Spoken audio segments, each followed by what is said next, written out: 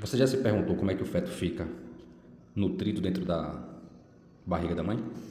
Bom, aqui a gente tem um desenho esquemático de um feto já formado no terceiro trimestre, os 3 últimos meses, aqui o cordão umbilical. Cordão umbilical constituído por duas artérias e uma veia. Só que o fluxo aqui é inverso. Geralmente no organismo, a gente tem o sangue rico em oxigênio nas artérias e rico em CO2 nas veias.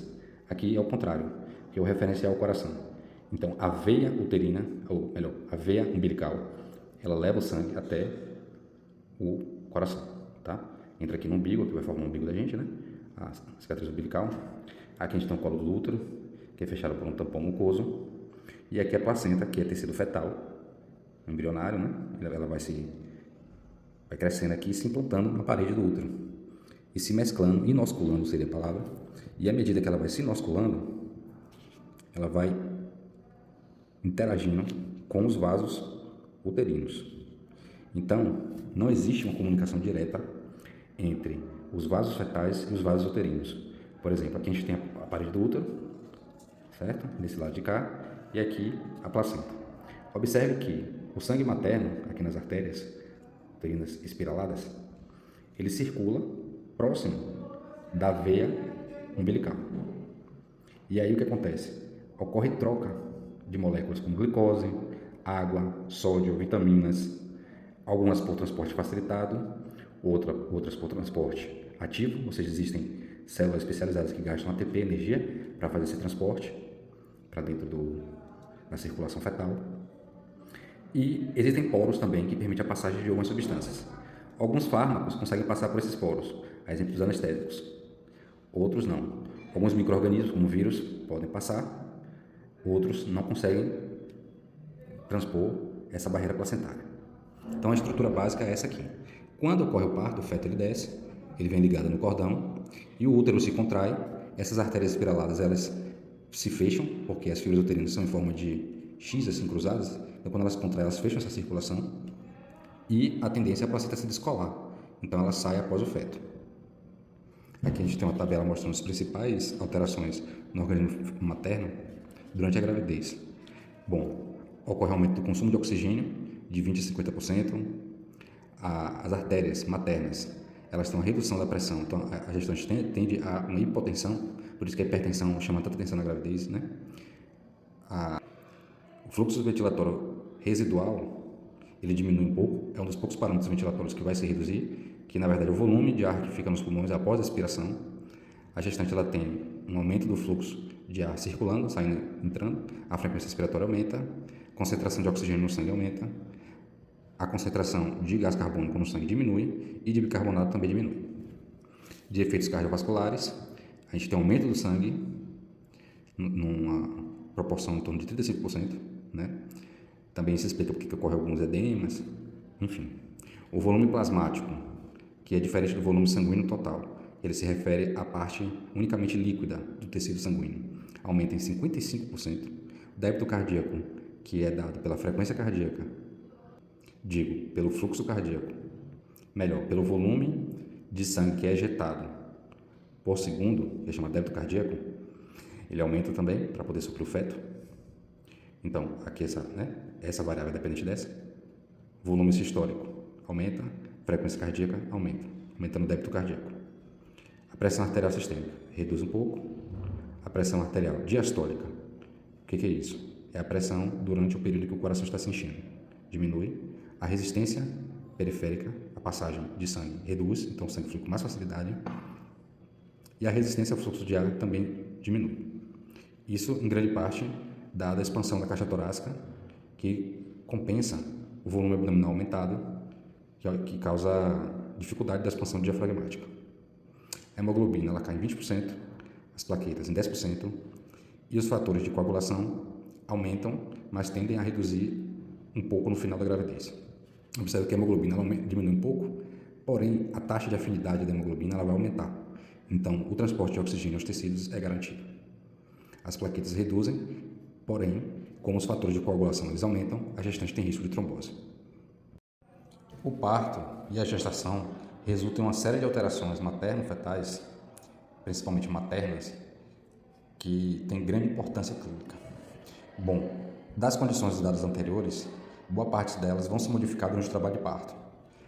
Boa parte por conta da distensão do útero, causada pela pressão do feto e da bolha amniótica, liberação de prostaglandinas pela membrana amniótica, vão causar contrações esporádicas, chamadas contrações de Braxton-Hicks, que vão se acelerando até o trabalho de parto.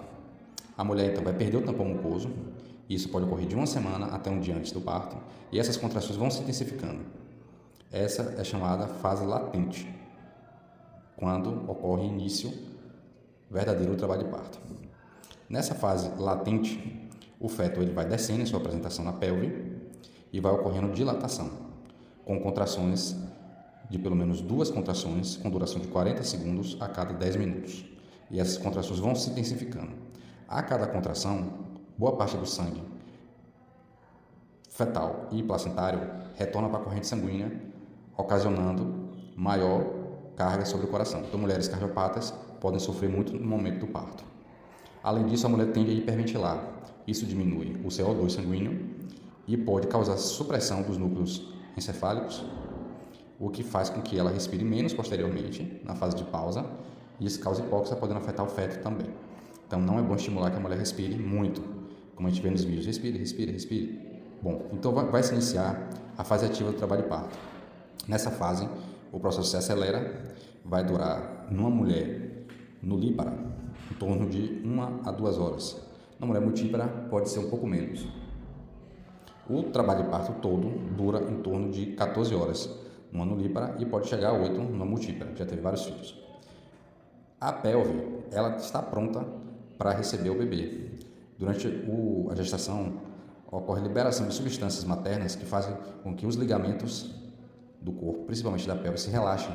Então a pelve ela se alarga para permitir a passagem da cabeça fetal. Quando o feto passa pela vagina, ele, que antes era estéril dentro do útero, ou seja, não tinha nenhuma bactéria nele, recebe a flora materna e essa flora materna vai o auxiliar a produzir algumas substâncias, como vitaminas, por exemplo, desde que o canal vaginal não tenha bactérias patogênicas. Então, nós temos 4 fases do trabalho de parto. A fase de latência, a fase ativa, essa é a primeira, essa é a segunda.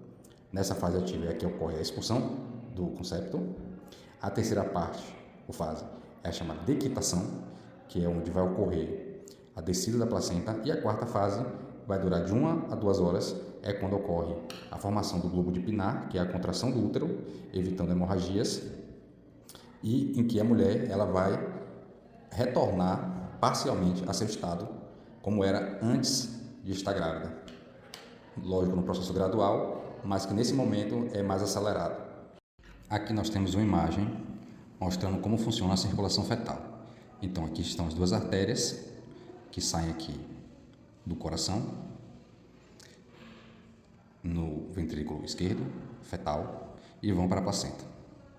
Este é o cordão umbilical, esta é a veia umbilical, ela entra aqui no fígado, 50% do sangue entra no sistema porta, 50% vai direto para o coração, onde existem 2 adaptações importantes aqui.